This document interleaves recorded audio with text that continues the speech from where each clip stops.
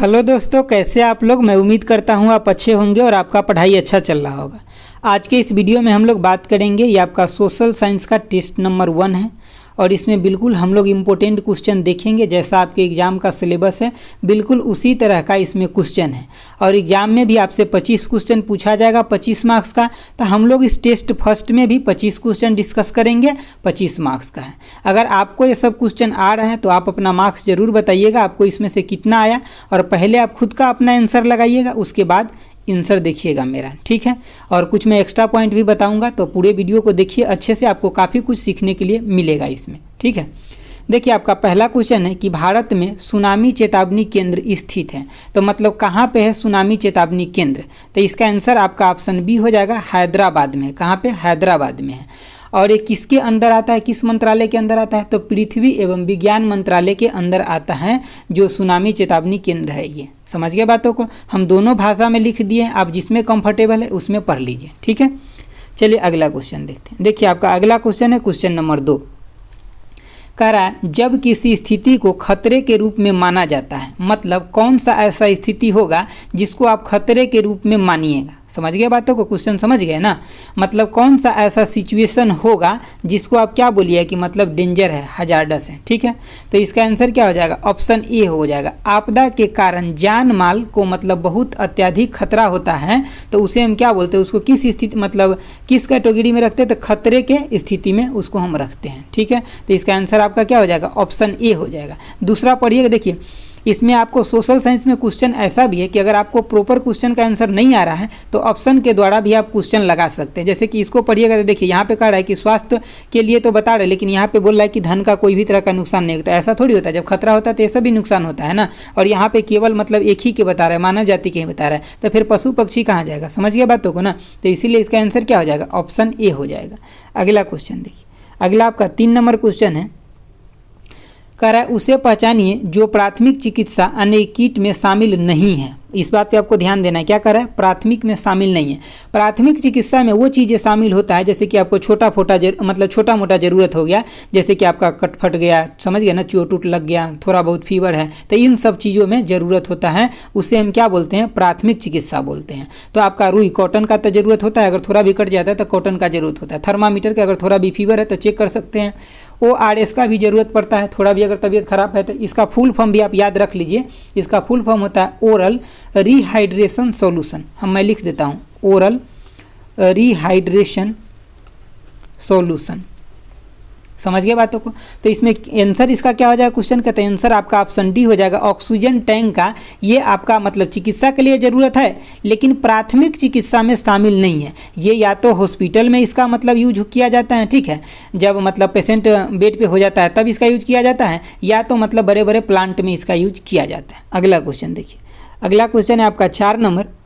कह रहा है निम्नलिखित में से क्या बचाव अभियान का महत्वपूर्ण हिस्सा है? तो इसमें से बचाव जो अभियान है ना, मतलब जैसे कि कोई भी चीज़ हो रहा है, मतलब अगर खतरे से भरा कोई काम है तो उसमें बचाव अभियान जो होगा उसमें उसका हिस्सा क्या क्या होगा? तो जनशक्ति होगा, बिल्कुल सही है। उपकरण होगा, यानी कि मशीन होगा, तभी ना हम उसको बचाएंगे। जनशक्ति का मतलब क्या? मैन पावर, मतलब वहाँ पे लोग भी तो पहुँचे ना। सपोज कीजिए कि किसी बिल्डिंग में आग पकड़ लिया तो वहाँ पे सबसे पहले आदमी को पहुँचना पड़ेगा। उपकरण मतलब पानी का टैंक वहाँ ले जाना पड़ेगा। विधि मतलब उसको कैसे चलाएं, क्या करें, कैसे इसको मतलब ऑपरेट करें, तो ये सब का जरूरत होता है। आंसर क्या हो जाएगा? ऑप्शन डी हो जाएगा।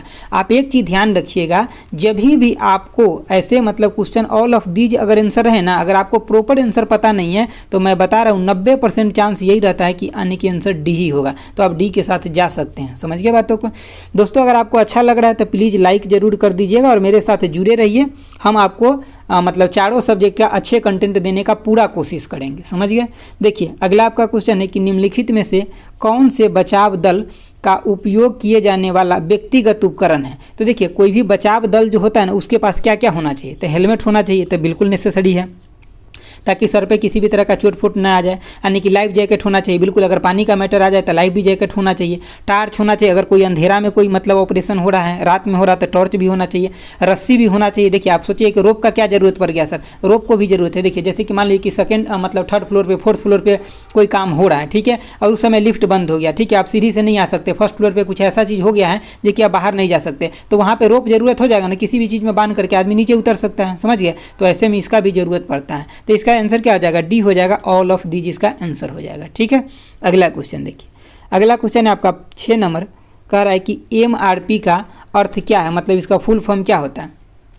तो इसका फुल फॉर्म क्या हो जाएगा, ऑप्शन बी हो जाएगा, यानी कि maximum retailer price. Maximum retailer price किसी भी वस्तु को जो होता है ना, ये लास्ट प्राइस होता है। इससे ज़्यादा अगर कोई दुकानदार ले रहा है मतलब वो गैर कानूनी कर रहा है। इस प्राइस के अंदर आपका income tax, direct income tax, indirect सब कुछ इंक्लूड रहता है। इससे ज़्यादा में उसको नहीं बेचना रहता है। समझ गए बातों को। तो इसका आंसर क्या हो जाएगा, ऑप्शन बी हो जाएगा। अगला क्वेश्चन देखिए। अगला आपका 7 नंबर क्वेश्चन है, कह रहा है सरकार ने उपभोक्ता संरक्षण अधिनियम कब बनाया। तो सरकार के द्वारा कब बनाया गया था उपभोक्ता संरक्षण अधिनियम। तो इसका आंसर क्या हो जाएगा, ऑप्शन ए हो जाएगा, यानी कि 24 दिसंबर 1986 को बनाया गया था। और ये आपको डेट के साथ याद रखना है, कई एग्जाम में पूछा जा चुका है। ठीक है, और डेट के साथ पूछा जाता है।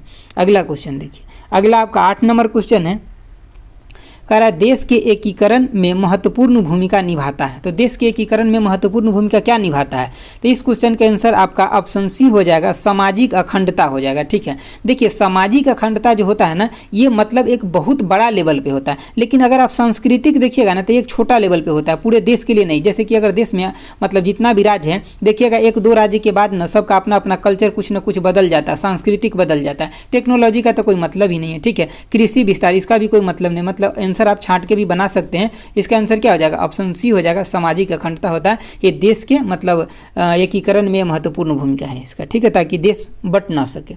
अगला क्वेश्चन देखिए। अगला क्वेश्चन है आपका 9 नंबर, क्या करना है कि प्राथमिक, द्वितीय और सेवा क्षेत्र के उत्पादन के योग को क्या कहते हैं। देखिए जैसे कि मान लीजिए कि प्राइमरी है, सेकेंडरी है, टर्सरी, इसको बोलते हैं सेवा क्षेत्र को। तो इस सभी को अगर हम जोड़ देंगे तो हम इसको क्या बोलेंगे, यह पूछा जा रहा है। तो इसको हम क्या बोलेंगे, तो सकल घरेलू उत्पाद, यानी कि GDP बोलेंगे, ग्रॉस डोमेस्टिक प्रोडक्ट। अब थोड़ा सा समझ लीजिए, 10 सेकंड के टाइम दीजिए, हम थोड़ा आपको बता दें। देखिए सपोज कीजिए कि ये कोई देश है ए, ठीक है। तो अगर ये देश का सीमा जो है ना, वो अगर यहाँ तक है इसका, तो इस देश के अंदर जितना भी एक साल के अंदर, एक ईयर के अंदर जितना भी फाइनल, चाहे कोई वस्तु हो चाहे सेवा हो, उस सब का जो मूल्य होगा ना, फाइनल मूल्य, उस सब को जोड़ करके क्या बन जाता है, तो वही सब जोड़ करके क्या, तो ये GDP बन जाता है, GDP बन जाता है, ग्रॉस डोमेस्टिक प्रोडक्ट हो जाता है। तो आपके दिमाग में आ रहा है सर GNP क्या होता है। तो देखिए GNP ये होता है कि सपोज कीजिए ये देश ए था, अब हम एगो यहाँ पे देश ले लेते क्या, बी। ठीक है, बी देश ले लिए। अब सपोज कीजिए बी देश का कोई लोग ए देश में कमाने के लिए गया हुआ यहाँ पे। ठीक है, बी देश के लोग यहाँ पे आ गया, तो ये तो कमा रहा है यहाँ, लेकिन पैसा कहाँ भेज रहा है, यहाँ पे भेज रहा है ना। तो ये यहाँ पे पैसा भेज दिया। अब देखिए यहाँ पे ए देश के भी कुछ लोग हैं जो कि कहाँ पे कमाने आए हैं, बी देश में कमाने आए, तो यहाँ से ही कमा करके पैसा कहाँ भेज दे, यहाँ। तो देखिए अब जो यहाँ पे हो गया कि मतलब जो ए देश के लोगों के द्वारा जो उत्पन्न हो गया ना, मतलब जो भी मतलब पैसा हो गया, जो मतलब बन गया पूरा का पूरा बजट, वो हो जाता है GNP इस देश का। समझ गया बातों को ना। मतलब ये अपना इस ए देश के जो आदमी दूसरे देश में है, वो अपना पैसा अपने देश में ले आता है, और जो दूसरे देश का लोग जो ए देश में आया था उसका पैसा भेज देता है। तब जो इसके पास बचता है उसको हम क्या बोलते हैं, GNP बोलते हैं। चीज़ों को समझ रहे हैं ना, उसको हम GNP बोलते हैं, और जो हम पहले आपको बताया उसको क्या बोलते हैं, GDP बोलते हैं। चलिए अगला देखिए। अगला आपका ये देसी भाषा में हम आपको बताए हैं। देखिए 10 नंबर क्वेश्चन है, कह रहा है कि समाज द्वारा सामना की जाने वाली मुख्य आर्थिक समस्या क्या है। जो मुख्य आर्थिक समस्या है वो क्या होता है, तो अभाव होता है। अभाव एक समाज के द्वारा सामना किया जाने वाला सबसे मुख्य आर्थिक समस्या है। अगला क्वेश्चन देखिए। अगला क्वेश्चन है आपका 11 नंबर, कह रहा है निम्नलिखित में से कौन सा एक वाणिज्यिक बैंक है, यानी कि कॉमर्शियल बैंक है। कॉमर्शियल का मतलब समझते हैं ना, प्राइवेट बैंक है। तो आपको देखिए अगर ये आपको नहीं पता चल रहा है तो कोई बात नहीं, ये पता नहीं चल रहा है तो कोई बात नहीं, लेकिन इतना तो आपको पता होगा ना कि भाई HDFC एक बैंक है जो प्राइवेट बैंक है, मतलब कॉमर्शियल बैंक है। तो आपको सीधे इससे कोई मतलब नहीं, इसके साथ सीधे आपको चला जाना है कि ये कॉमर्शियल बैंक है, हम जानते हैं। और HDFC आप बहुत अच्छे से जान रहे होइएगा। ठीक है, चलिए अगला क्वेश्चन देखिए। अगला क्वेश्चन है आपका 12 नंबर। जो आपका किसी भी एग्जाम में जो सिलेक्शन होता है ना दोस्तों, मैं एक चीज़ें बता देता हूँ। कोई भी अगर स्टूडेंट का सिलेक्शन होता है ना, वो पूरा का पूरा जितना मार्क्स लेकर के आया है ना, उतना मार्क्स उसको आता नहीं रहता है एग्जाम में। वो क्या करता है ना, सपोज कीजिए कि 100 नंबर का परीक्षा है ना, तो अगर उसको 60 नंबर आ रहा है ना, तो ये अगर वो बना लिया 60 नंबर, तो इसमें से वो क्या करेगा ना, मतलब ऑप्शन छांट करके कुछ मतलब इधर उधर करके थोड़ा बहुत मतलब ऑप्शन छांट करके दिमाग लगा करके उसमें से 5-10 क्वेश्चन जो एक्स्ट्रा वो बना लेता है ना, यही इसको सिलेक्शन दिला देता है। समझ गए ना बातों को। तो आपको हमेशा ये चीज़ें अप्लाई करना पड़ेगा। जब भी कोई क्वेश्चन ना बने तो उसको बाद के लिए रखिए, जब आपको टाइम मिलेगा ना तो उसमें उसके ऊपर आप दिमाग लगाइएगा ना, तो बहुत चांस रहेगा कि आपका वो आंसर सही हो जाएगा। ठीक है, देखिए 12 नंबर क्वेश्चन है कि भारत में नागरिकों के मौलिक अधिकार में संशोधन करने के लिए कौन समक्ष है। तो देखिए मौलिक अधिकार में जो संशोधन करने के लिए समक्ष है वो कौन है, तो यानी कि संसद है।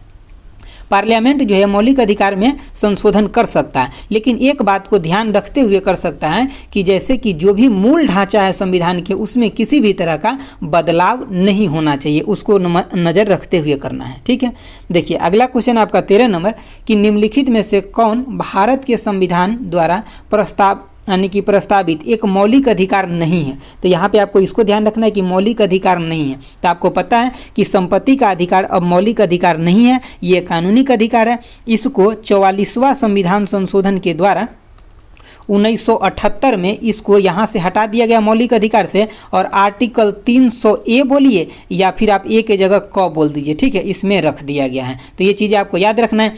As it is same question किसमें पूछा गया था, सिर्फ ऑप्शन चेंज था, सेम यूपीएससी में अभी पूछा गया था जो अभी एग्जाम हुआ है उसमें। ठीक है, देखिए अगला क्वेश्चन, देखिए अगला आपका 14 नंबर क्या कह रहा है कि प्रधानमंत्री होते हैं। तो प्रधानमंत्री क्या होते हैं, तो प्रधानमंत्री जो होते हैं वो लोकसभा के बहुमत दल के नेता होते हैं, लेकिन उनका नियुक्ति किसके द्वारा किया जाता है, तो राष्ट्रपति के द्वारा किया जाता है। और ये आर्टिकल 75 में ऐसा लिखा गया है, ठीक है, कि प्रधानमंत्री का नियुक्ति राष्ट्रपति के द्वारा किया जाएगा और बाकी मंत्रियों का नियुक्ति प्रधानमंत्री के सलाह पे राष्ट्रपति के द्वारा किया जाएगा। समझिए बातों को। चलिए अगला क्वेश्चन देखते हैं। अगला क्वेश्चन है आपका 15 नंबर। क्या कह रहा है 15 नंबर क्वेश्चन कि किस मामले में लोकसभा के पास राज्यसभा की तुलना में अधिक शक्ति होता है। तो देखिए लोकसभा के पास अधिक शक्ति किस में होता है, तो मनी बिल के मामले में, और जो मतलब मनी से रिलेटेड जो काम होता है उसमें लोकसभा के पास ज़्यादा पावर होता है। क्योंकि आपको ये भी पता है कि मनी बिल सबसे पहले कहाँ पेश किया जाता है, तो लोकसभा में पेश किया जाता है। राज्यसभा में ये सिर्फ 14 दिन के लिए जाता है। अगर राज्यसभा चाहे तो 14 दिन से पहले इसको पास करके भेज दे, अगर ये पास नहीं भी करेगा ना तो स्वतः पास मान लिया जाएगा 14 दिन के बाद। या राज्यसभा इस पर सलाह भी कुछ दे सकता है, लेकिन कोई ज़रूरत नहीं कि लोकसभा उसे मान ही ले, वो उसके ऊपर डिपेंड करता है। समझ गया बातों को। चलिए अगला क्वेश्चन देखिए। अगला क्वेश्चन है आपका 16 नंबर। क्या कह रहा है कि मुद्रण संस्कृति द्वारा क्रांति की स्थिति किसके लिए बनाई गई थी। ठीक है, तो देखिए ये आपका फ्रेंच क्रांति जो है किसके द्वारा बनाया गया था, तो मुद्रण संस्कृति के द्वारा ये बनाया गया था। कौन से क्रांति, फ्रेंच क्रांति। अब एक चीज़ आपको यहाँ याद रखना है कि जो ये मतलब फ्रेंच क्रांति जो हुआ था कब स्टार्ट हुआ था, तो 1789। देखिए यहाँ पे आप थोड़ा कन्फ्यूज करिएगा, लेकिन आपको कन्फ्यूज नहीं करना है। 789 ऐसे आपको याद रखना है, 7, 8, 9 तीनों एक लाइन से एक को छोड़ करके। ठीक है, कभी कभी यहाँ 1889 दे देता है ना तो लोग कन्फ्यूज कर जाते हैं। तो आपको ऐसे याद रखना है कि मतलब यहाँ पे क्या है कि 7, 8, 9 है इस तरीके से। ठीक है, इसमें स्टार्ट हुआ था और ये कब तक ले चला था, तो ये 1799 तक ले ये चला था। तो ये स्टार्टिंग जनरली पूछा जाता है कि फ्रेंच क्रांति कब स्टार्ट हुआ था, तो ये 1789 में स्टार्ट हुआ था। ठीक है, अगला क्वेश्चन देखिए। अगला क्वेश्चन है आपका 17 नंबर। देखिए 17 नंबर क्वेश्चन है कि भारत के संविधान में हम भारत के लोग शब्द का प्रयोग कहाँ किया गया। तो देखिए हम भारत के लोग जो है इसका प्रयोग कहाँ पे किया गया, तो ये प्रस्तावना में किया गया है। कहाँ पे, प्रस्तावना में। और प्रस्तावना किसके द्वारा पेश किया गया था, तो जवाहरलाल नेहरू के द्वारा किया गया था। ये भी आपको याद रखना है। और यहाँ से 1-2 क्वेश्चन आप और याद रख लीजिए। कई बार ये क्वेश्चन पूछा जाता है कि संविधान जो है अंगीकृत कब हुआ था, या मतलब उसको अपनाया कब गया था। तो देखिए 26 नवंबर 1949 को संविधान को क्या किया गया था, तो अंगीकृत बोल दीजिए या अपनाया गया था। ठीक है, और इसके 2 महीने के बाद, कितने 2 मंथ के बाद, मतलब 26 जनवरी 1950 को संविधान पूर्ण रूपेण लागू हो गया था। ठीक है, और एक चीज़ आप यहाँ से और याद रखिए कि प्रस्तावना में अभी तक मात्र एक बार कितना बार, मात्र एक बार संशोधन हुआ है। ये भी पूछा जाता है कि प्रस्तावना में अभी तक संशोधन हुआ है क्या, तो हाँ एक बार हुआ है। और कब हुआ है, तो 42वां संविधान संशोधन 1976 में हुआ है। कब हुआ है, 42वां संविधान संशोधन 1976 में। और इसमें 3 गो वर्ड जोड़ा गया। क्या क्या, तो आपका इसमें 3 गो जो वर्ड जोड़ा गया, एक समाजवादी, ठीक है, उसके बाद आपका दूसरा धर्मनिरपेक्ष, और तीसरा क्या, तो अखंडता जोड़ा गया। इसमें 3 गो शब्द जोड़ा गया। मेरा पेन इतना ज़्यादा अच्छा नहीं चलता है, इसीलिए जो मैं बोलता हूँ उस पर आप ज़्यादा फोकस करके सुनिए, आपको चीज़ें याद रहेगा। और सिर्फ मैं उतना ही चीज़ें बताता हूँ जो खास स्पेशल है, मैं बहुत कुछ आपको नहीं बताता हूँ। देखिए अगला क्वेश्चन है आपका 18 नंबर। 18 नंबर क्वेश्चन कह रहा है कि निम्नलिखित में से अन्य किस नेता ने संविधान सभा में उद्देश्य प्रस्ताव को पेश किया था। तो ये किसके द्वारा पेश किया गया था, तो ये जवाहरलाल नेहरू के द्वारा पेश किया गया था। और कब पेश किया गया था, तो 13 दिसंबर, ठीक है, कब 13 दिसंबर 1946 को इसको पेश किया गया था। मतलब किसके द्वारा, जवाहरलाल नेहरू के द्वारा। देखिए दोस्तों, ये सिलेबस 10वां के अकॉर्डिंग है, तो क्वेश्चन भी वैसे ही रहेगा, बहुत लेवल का क्वेश्चन नहीं रहेगा। अगला क्वेश्चन है आपका 19 नंबर कि फ्रांसीसी क्रांति के समय फ्रांस का राजा कौन था। तो फ्रांसीसी क्रांति के समय फ्रांस के जो राजा था ये लुईस 16वां था। जनरली लोगों को याद लुईस 14वां रहता है, तो आपको इसमें याद रखना है कि लुईस 16वां हैं। कब, फ्रांसीसी क्रांति के समय फ्रांस के राजा कौन है, तो लुईस 16वां हैं। आपको अच्छे से याद रखना है। जब इस तरीके का क्वेश्चन पूछेगा ना, तो आपको हर हालात में याद रहना ही रहना चाहिए, तभी आप बना पाइएगा। अगला क्वेश्चन देखिए, अगला क्वेश्चन है आपका 20 नंबर। क्या कह रहा है कि निम्नलिखित में से कौन सी लड़ाई हिटलर यूएसएसआर से हार गया था। तो देखिए, मतलब जो यूएसएसआर बोले तो मतलब रसिया से हार गया था। कौन, हिटलर। एक बार तो सिर्फ इतना पूछा गया है कि हिटलर जो है ये किस देश के है, और ये छोटा मोटा एग्जाम में नहीं पूछा गया दोस्तों। आरआरबी के जेई के एग्जाम में पूछा गया कि हिटलर जो किस देश के रहने वाला था, तो मतलब ये जर्मनी का एक नेता था। ठीक है, कहाँ के, जर्मनी के था हिटलर। ठीक है, देखिए तो कौन सा युद्ध हार गया था, तो इसका आंसर क्या हो जाएगा, ऑप्शन ए हो जाएगा। स्टेनलिंगाद का युद्ध जो है ये हार गया था। ग्राद का युद्ध ये हार गया था हिटलर, किससे, रसिया से ये युद्ध हार गया था। अगला क्वेश्चन देखिए, अगला क्वेश्चन है आपका 21 नंबर। देखिए 21 नंबर क्वेश्चन है कि भारत का सबसे पुराना बड़े पैमाने का उद्योग कौन सा है। तो भारत का सबसे पुराना और बड़े पैमाने का जो उद्योग है ये आपका, इसका आंसर क्या हो जाएगा, ऑप्शन बी हो जाएगा, सूती वस्त्र उद्योग है। देखिए सूती वस्त्र यानी कि कॉटन टेक्सटाइल मिल सबसे पहले 1818 में लगाया गया था। कहाँ पे, तो कोलकाता में, लेकिन ये सफल नहीं रहा था। फिर दोबारा कब लगाया गया, तो 1854 में, और ये कहाँ, मुंबई में लगाया गया, जो कि सफल मिल रहा। तो कई बार प्रथम पूछता है तो उसमें डेट दिया रहता है 1854, ये डेट नहीं दिया रहता है। ठीक है, तो आपको इसके साथ जाना है। और अगर कुछ भी मेंशन ना करे और ये दोनों दे सीधे पूछे कि प्रथम कॉटन मिल कौन सा है, तो आपको 1818 के साथ जाना है। अगर ये क्वेश्चन में पूछ ले कि प्रथम सफल कॉटन मिल कौन सा है और कहाँ लगाया गया था, तो मुंबई में और 1854 में। ये सब चीज़ें आपको अच्छे से याद रखना है दोस्तों। अगला देखिए 22 नंबर क्वेश्चन है और इम्पोर्टेंट क्वेश्चन है। कह रहा प्रथम विश्व युद्ध किस वर्ष समाप्त हुआ। तो ये इंपॉर्टेंट नहीं, लेकिन जो अभी मैं बताऊंगा वो खास इंपॉर्टेंट है। देखिए क्या हो जाएगा, यानी कि 1918 में समाप्त हुआ था। और इसको डेट के आपको साथ याद रखना है, क्योंकि ये आपके सिलेबस में मेंशन है इसीलिए। तो देखिए ये स्टार्ट हुआ था आपका 28 जुलाई 1914 को स्टार्ट हुआ था, और समाप्त कब हुआ था, तो 11 नवंबर 1918 को ये समाप्त हुआ था। तो इसको डेट के साथ आपको याद रखना है। और ये युद्ध हुआ क्यों था, तो ऑस्ट्रिया के द्वारा सर्बिया पर जो आक्रमण किया गया था, इसीलिए युद्ध हुआ था। ऐसे आपको याद रखना है। एज, एज, जैसे कि एज लिखते हैं ना, ऐसे एज, तो आपको एज लिखना है सबसे पहले, क्योंकि कई बार ये क्वेश्चन ऐसे पूछा गया है ना, तो आपको ये दे देगा सर्बिया इस पे आक्रमण किया था, ये इस पे। तो ऐसे आपको देखिए पहले ए लेटर लिखते हैं, बाद में एस आता है। ठीक है, तो ए से आपको इधर की तरफ एरो बनाना है। मतलब ए जो है आक्रमण कर रहा है किस पे, एस पे। ए मतलब ऑस्ट्रिया और एस मतलब सर्बिया। तो ऑस्ट्रिया के सर्बिया पे आक्रमण के कारण ये युद्ध हुआ था। ठीक है, समझ गया बातों को। तो आपको याद रखना, यही चीज़ आपके एग्जाम में याद आएगा। समझ गया बातों को ना, सिर्फ रटा याद नहीं आएगा। देखिए आपका 23 नंबर क्वेश्चन है कि निम्नलिखित में से कौन भारत का पहला समाचार पत्र था। तो देखिए भारत का जो पहला समाचार पत्र कौन है, तो ये बंगाल गजट है, भारत के पहला समाचार पत्र। और इसमें एक बात आपको याद रखना है, यहाँ पे किसके द्वारा चलाया गया था, तो जेम्स हिक्की के द्वारा ये चलाया गया था। और एक डेट इसके लिए खास इंपॉर्टेंट है, पूछा गया है एग्जाम में। 1780 में जेम्स हिक्की के द्वारा मतलब भारत में पहला बंगाल गजट चलाया गया था, जेम्स हिक्की के द्वारा। कब, तो 1780 में। डेट के आपको साथ याद रखना है, 1780। अगला क्वेश्चन देखिए, अगला आपका बहुत इजी क्वेश्चन है, लेकिन पूछा जाता है। देखिए दांडी मार्च या नमक सत्याग्रह बोलिए तो कब शुरू हुआ था, तो ये हुआ था आपका 12 मार्च 1930 के शुरू हुआ था। और किसके द्वारा, तो गांधी जी के द्वारा शुरू किया गया था। ठीक है, और ये समाप्त कब हुआ था, तो 6 अप्रैल, ठीक है, 1930 को समाप्त हुआ था। और जब ये समाप्त हो गया था, एक क्वेश्चन यहाँ से और पूछा जाता है कि कितने मील का यात्रा था, तो कितने दिन चला, ये तो आप यहाँ से तुरंत गिन लीजिएगा तो बोलिएगा 24 दिन। लेकिन कितना मील, तो 240 मील का ये यात्रा था। कितना, 240 मील। अगर किलोमीटर में पूछ ले तो 390 किलोमीटर। दोस्तों ये क्वेश्चन बीपीएससी में पूछा गया है कि कितना मील का यात्रा किया गया था महात्मा गांधी जी के द्वारा नमक सत्याग्रह में, तो 240 मील की यात्रा या 390 किलोमीटर, तो आपको दोनों याद रखना है। दोस्तों ये वीडियो आपको कैसा लगा? आज 24 क्वेश्चन ही था, हालांकि 25 देना था मुझे, तो मतलब अगले वीडियो में आपको 25 देंगे। अगर ये वीडियो आपको अच्छा लगा तो आप लाइक शेयर और सब्सक्राइब कीजिए और कमेंट बॉक्स में एक बार जरूर बताइएगा अगर आपको अच्छा लगा तो, क्योंकि आपके जो 4 सब्जेक्ट है ना, तो हम जो क्वेश्चन आपको कराएंगे इसी तरह से चारों सब्जेक्ट का टेस्ट लेकर के आएंगे और उसमें 25 क्वेश्चन होगा और एक्सप्लेनेशन के साथ हम उसको आपको बताते चलेंगे। समझिए बातों से, इससे आपको एग्जाम में डायरेक्टली फायदा होगा। लेकिन सिर्फ एक बार आप पीडीएफ को देख लीजिएगा तो फायदा आपको नहीं होने वाला है, जबकि ये चीज़ें आप देखिएगा तो आपको ज़्यादा फायदा होगा। जैसे कि देखिए एक क्वेश्चन पूछा था, हम आपको 4 बताएं, समझ गए, और यही चीज़ आपको एग्जाम के लिए याद रहेगा। तो आज के लिए इतना ही रखते हैं, लेकिन एक बात आप जरूर बताइएगा, क्या इसको कंटिन्यू किया जाए और भी जो 3 सब्जेक्ट है उसको भी लाया जाए? तो आप एक बार जरूर बताइए कमेंट बॉक्स में। Thanks for watching, okay bye, जय हिंद दोस्तों।